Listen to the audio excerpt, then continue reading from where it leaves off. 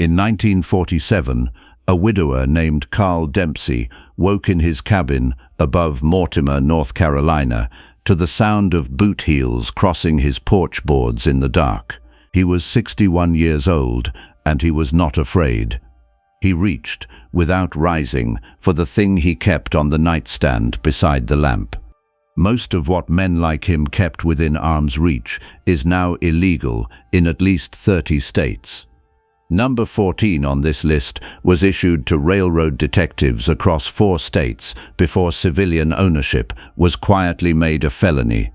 And number 3 was so ordinary in these hollows that a man who did not own one was considered unprepared, not dangerous. Before we count down, subscribe, because once you understand what your grandfather kept loaded by his pillow, you will never look at a nightstand drawer the same way again.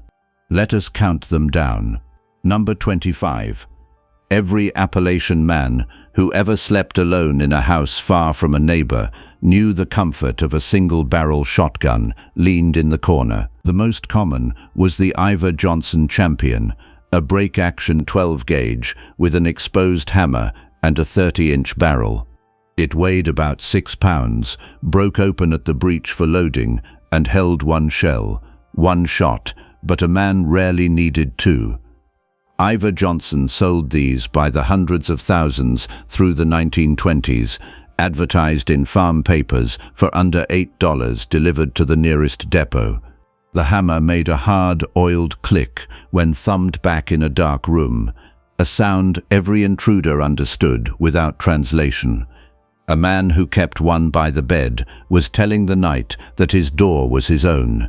No federal law ever banned the break-action shotgun outright, but barrel-length statutes turned a sword-down version into a 10-year felony overnight. Number 24. A flat piece of leather sewn tight around a lead weight, small enough to vanish inside a coat pocket, heavy enough to settle a doorway in one swing. The leather sap was the close-quarters tool of men who could not always reach a gun in time. The body was molded lead, 6 to 10 ounces, wrapped in stitched cowhide with a spring shaft and a looped wrist strap. Detectives, night watchmen, and railroad bulls carried them because they rode flat against the hip and drew silent. The H. Boker Company and dozens of leather shops sold them openly into the 1950s for $1 or $2. The sap made a flat, dense sound against a skull. Nothing like wood, nothing like a fist. A man who carried one had decided he would never lose the first exchange. By the 1960s, most states had named the sap a concealed weapon. Police kept them. Everyone else surrendered. Them. Number 23. This was not a kitchen tool. The butcher knife a mountain man kept under his pillow had been chosen, not inherited. The favored pattern was a carbon steel blade 8 to 10 inches long, full tang, with a riveted hardwood handle worn dark by years of palm oil and whetstone.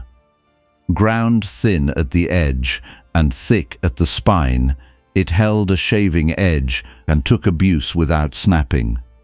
Old hickory, made by the Ontario Knife Company, sold them through the 1930s for around 40 cents apiece in any general store. The blade carried the faint, sweet smell of the camphor oil rubbed in to stop the rust. A man who kept a working knife within reach of his bed had simply never separated his tools from his defense. The law never found a way to ban a kitchen knife, so it never tried. Number 22. A man could keep a hatchet beside the hearth anywhere in these mountains, and no sheriff alive would call it a weapon. The Plum and Kelly works turned out hand axes with a forged head of 1.25 pounds, a hickory handle 14 inches long, and a pole squared off hard enough to drive a nail. It split kindling, set fence staples, and dressed game, and it never once looked out of place by a bedroom door. Sears listed the Plum Boys hatchet at 65 cents in the 1930s catalog, sharpened and hung and ready. The handle wore a deep gloss where a working hand had gripped it 10,000 times. A man with a hatchet at hand was a man who had never drawn a line between his trade and his safety. Wood and steel for the woodpile could not be outlawed, so it never was. Number 21. When a fight came indoors and there was no time to think, every old man in the hollow knew a fireplace poker became a weapon in the space of one breath.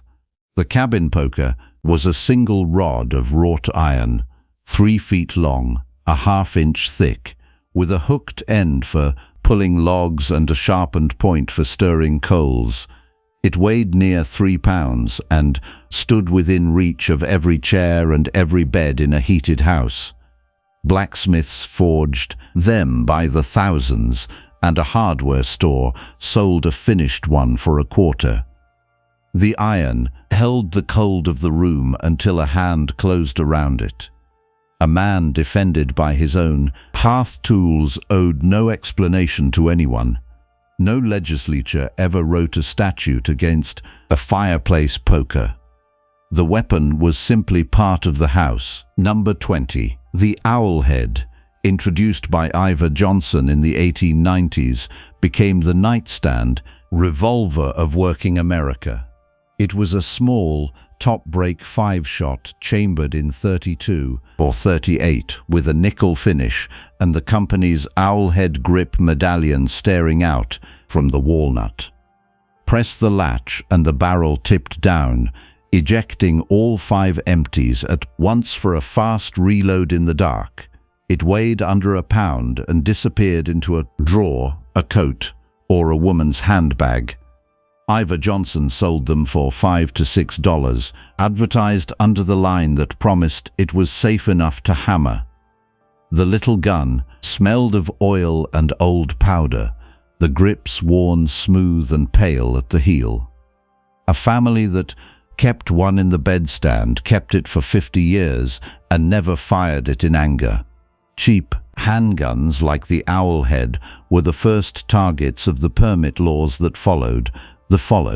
Draw gun became the registered gun. Number 19. Now here is where it gets strange. Also called a slungshot, this was a lead ball or a heavy river stone wrapped in braided cord and swung from a short loop of leather. Sailors braided them at sea and carried them ashore, and the pattern moved inland with every man who had worked the docks. The head ran 6 to 12 ounces, the cord a forearm long, the whole thing coiling flat into a hip pocket. Swung in a tight arc, it delivered the force of a hammer with none of the warning. Police gazettes in the 1880s blamed the slungshot for more dark alley robberies than the pistol. Shaken, it gave off a faint leather creak and the dead weight of the ball pulling the cord straight. A man who carried one had chosen a weapon that left no metal for a deputy to find. By 1900, the slungshot was named by name in concealed weapon laws across the country. Few objects were ever banned so specifically. Number 18. Before nylon webbing and quick-release buckles, a working man's belt was 3 inches of harness leather wrapped around a cast brass buckle that weighed a quarter pound. The belt itself was bridle leather, doubled and stitched, thick enough to stand on its own when laid flat. Unbuckled and wrapped once around the fist, the heavy buckle swung at the end of 2 feet of leather became a flail no doorway could withstand. Sears sold the buckle and strap together for under $1, built to outlast the man who bought it. The brass caught the lamplight and the leather smelled of neat's foot oil and a day's labor. A man wearing his own belt was never disarmed and never suspected because the belt was simply his clothing. No law could outlaw a belt, and no man who wore one was ever truly unarmed. Number 17. A step beyond the ordinary walking stick, the loaded cane was built from the start for trouble. The shaft was seasoned hickory or blackthorn, but the head was solid lead or brass cast into the grip, putting a full pound of striking mass at the end of a 3-foot lever. A gentleman, a preacher, or a crippled veteran could carry one into a church or a courtroom and draw no second look. The Tiffany Company and a dozen cane makers sold weighted canes openly through the 1910s for $2 to $4. The lead head gave the cane a slow, top-heavy swing a man could feel before he ever used it. To carry, one was to walk armed in plain sight, protected by the assumption of frailty. Eventually, the courts ruled a weighted cane a concealed weapon by design. The infirm kept their canes. The law took the heavy ones. Number 16. That tiny pistol, small enough to close inside a fist, was the hideaway gun of the 19th century traveler.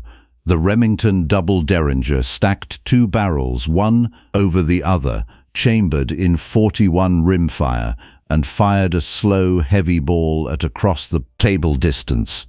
It was under 5 inches long, weighed 11 ounces, and rode in a vest, pocket, a boot top, or a lady's muff. Remington built it from 1866 to 1935, and a working man bought one second-hand for $3 or $4. The little gun warmed against the body and printed nothing through a coat. A man who carried a derringer had made his peace with one fact. It was a weapon for a distance measured in feet, not yards. The pocket pistol survived the early bans because it was too small to legislate cleanly. Then, the permit laws caught up with it like everything else. Number 15. A curved blade on a wooden handle, designed for cutting wheat and clearing brush, along a fence line. The grain cradle scythe and its shorter cousin, the brush hook, hung in every barn. But the tool a man kept by the door was the corn knife, a flat 18-inch blade with a squared tip and a single beveled edge, forged from a worn-out file or bought new for 30 cents. It chopped corn stalks at the ground and limbed saplings with one stroke. Heavy in the hand and balanced toward the tip, it carried real authority on a downswing. The steel kept the cool, oily smell of the barn where it lived between harvests.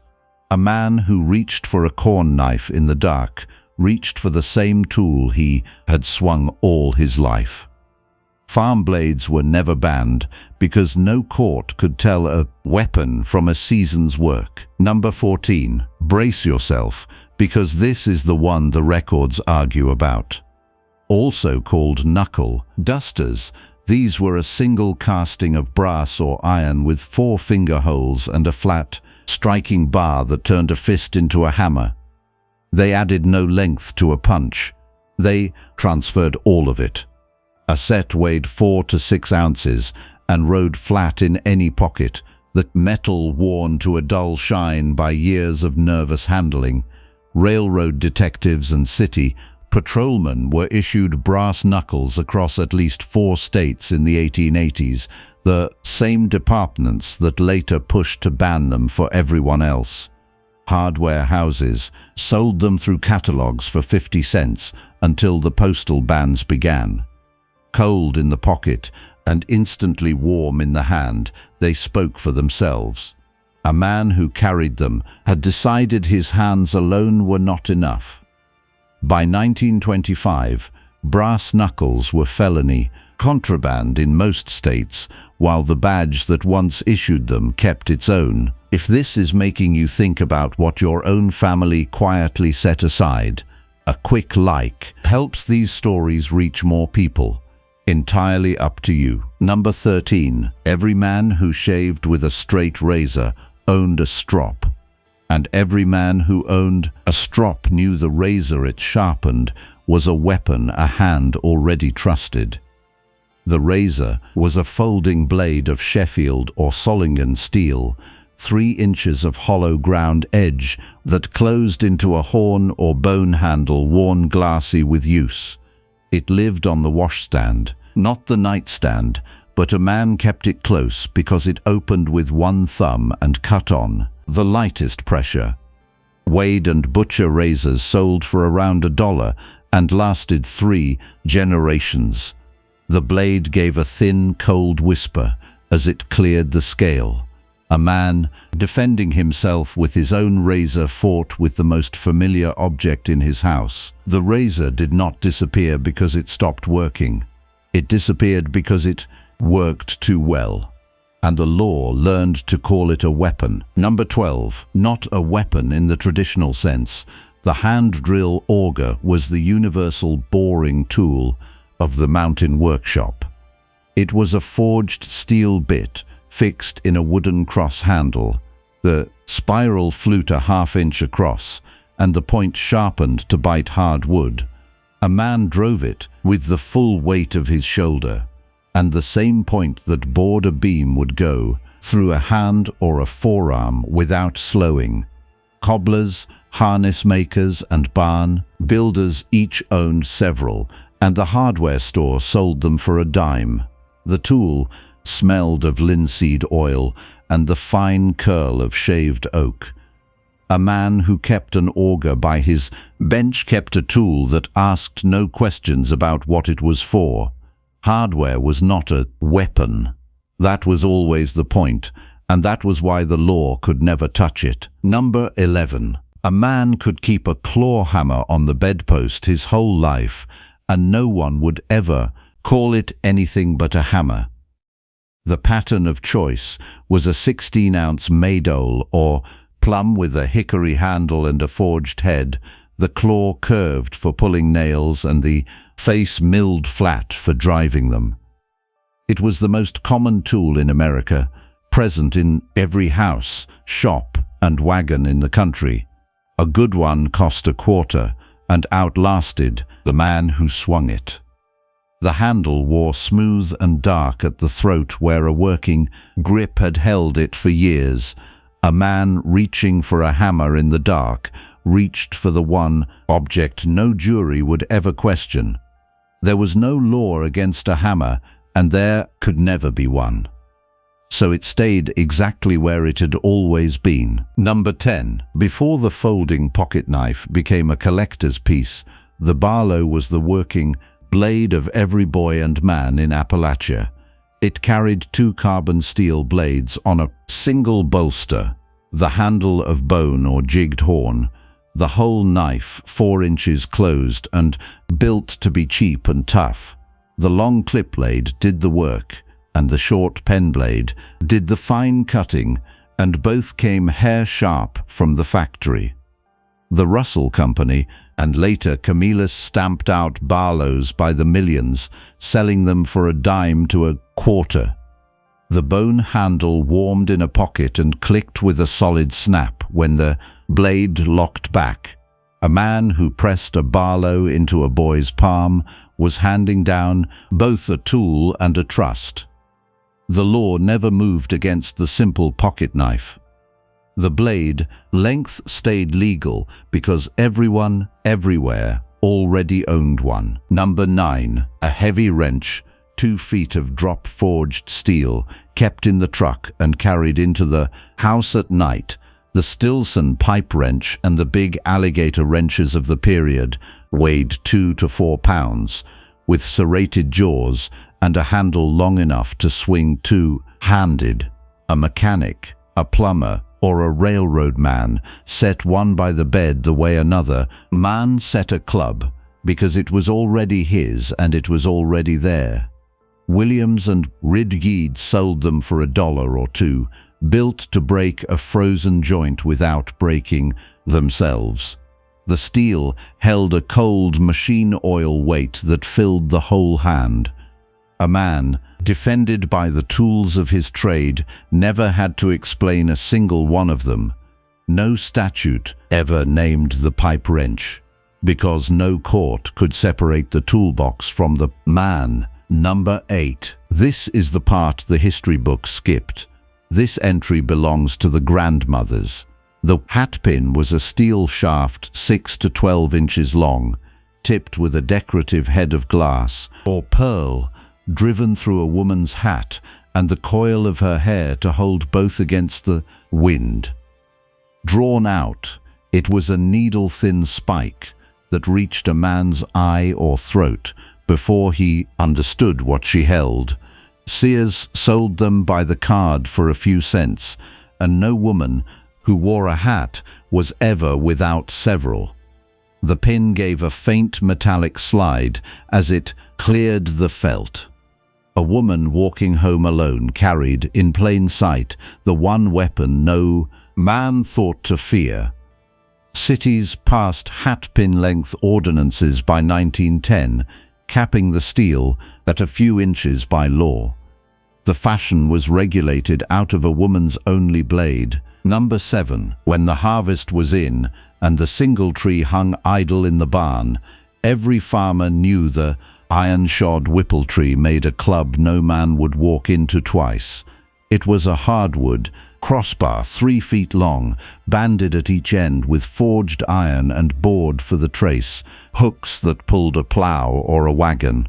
Swung by one end, the iron-weighted bar carried the momentum of a fence rail with the balance of a baseball bat. Every working farm owned several, and a replacement cost under $1 at the implement dealer. The oak wore smooth in the middle, and the iron rang dull when it struck. A man who took up a single tree took up the most ordinary object on the place. No law ever reached the single tree.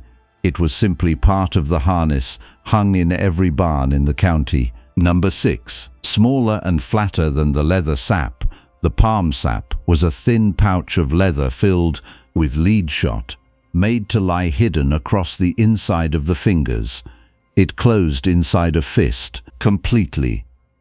6 ounces of loose shot meant it shaped itself to whatever it struck, and never cracked a bone in the hand that held it. Gamblers, bartenders, and bouncers favored it because it cleared a card table without showing a single tool. Leather goods, houses sold them by mail for under $1 through the 1940s.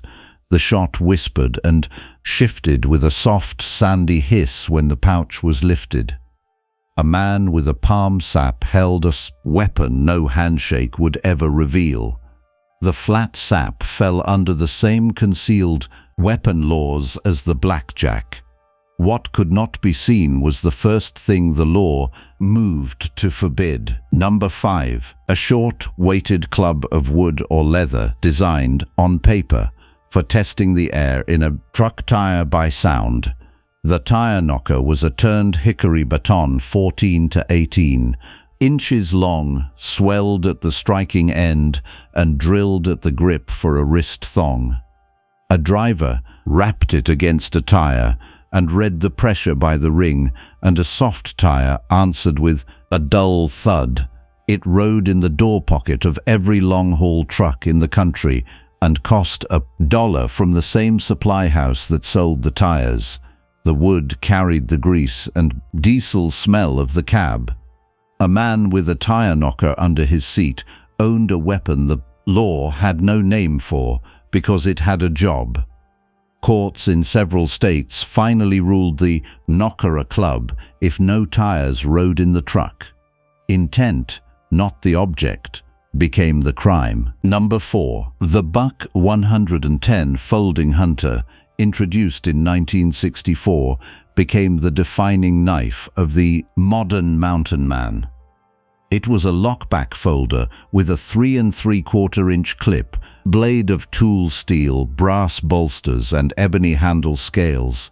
The whole knife heavy and solid as a fixed blade when it locked open. The lock held the edge rigid for skinning, whittling, or defense, and the knife rode in a leather belt sheath every working man recognized. Buck sold them by the millions for around $12, and a man carried the same one for 40 years. The blade snapped open and shut with a deep, machined click that no other knife matched. A man with a 110 on his belt carried the tool his father had carried before him. The lockback survived the switchblade bands because a thumb, not a spring, opened it. The mechanism was the loophole, and the knife outlived the law. Number 3. Stop, because this next one breaks the pattern entirely. Not the shotgun, not the shotgun, not the shotgun, not the shotgun. Revolver, the simple lever-action carbine, the one a man kept loaded behind the bedroom door. The Winchester Model 94 in 30-30 was the most common rifle in rural America, a slim, fast-handling carbine that held 6 rounds in a tube under a 20-inch barrel. A man worked the lever in the dark, and the rifle was ready, light enough to swing one-handed, and powerful enough to end any argument on the property. Winchester built over 7 million, and the carbine sold for around $20 through the hardware store. The lever threw with an oiled mechanical clatter that carried through a quiet house. A family that kept a 94 by the door kept it loaded for 3 generations. No federal law ever banned the lever gun, but the registration acts slowly turned the door rifle into a paper trail. Number 2. Every farmhouse owned one. The double-barrel shotgun hung over the door of nearly every home in these mountains. The coach gun of the back roads and the bird gun of the fields kept loaded the moment the sun went down. The common pattern was a side-by-side 12-gauge with exposed hammers and barrels cut to the law's limit, breaking open at the breech to load 2 shells fast. Stevens and Lefevre sold them for $15 to $20, built heavy enough to pass from father to son. The 2 hammers cocked back with a paired, deliberate double click that no other sound in the house resembled. A man who kept a double barrel by the bed kept the most honest weapon ever made, a gun that showed exactly what it was. The double gun was never banned in its full length form. Only the sawed-off barrel turned a family heirloom into a federal crime. Number 1. Not the rifle, not the pistol, the plain ball-peen hammer, and the heavy farrier's rasp amunu a sun highs. Man kept in the same drawer as his reading glasses, the tools he reached for first, because they had always been there. This entry is the whole drawer. It held a rasp, a foot long with teeth that could tear, a ball peen with a round forging pole, and a cold chisel sharpened to drive through iron. Every one of them was a tool first and a weapon, only in the dark, and every one had cost a quarter at the hardware store decades before. The drawer smelled of oil and steel and old wood, and a hand found each tool by shape without a light. A man defended by his own workbench needed no permit and feared no inspection. The law could ban the gun and license the blade. It never found a way to outlaw the contents of a workingman's drawer. 25 objects, and the thing they share is that every one was a tool, a comfort, or a piece of clothing long before it was ever a weapon. The shotgun and the buck knife are remembered, and the Winchester rides through 100 films, but the palm sap, the slungshot, the hatpin, and the singletree vanished without a record because nobody thought a fence-line crossbar or a woman's hatpin was worth writing down. The famous ones were kept because someone called them history. The real ones were lost because they were only ever furniture. Go check your grandfather's nightstand drawer, the one nobody has opened since the house changed hands. You might find something on this list. They were not hiding anything. They were simply prepared, and they kept it within arm's reach because the dark did not wait for permission. Your grandfather understood that down to the bone.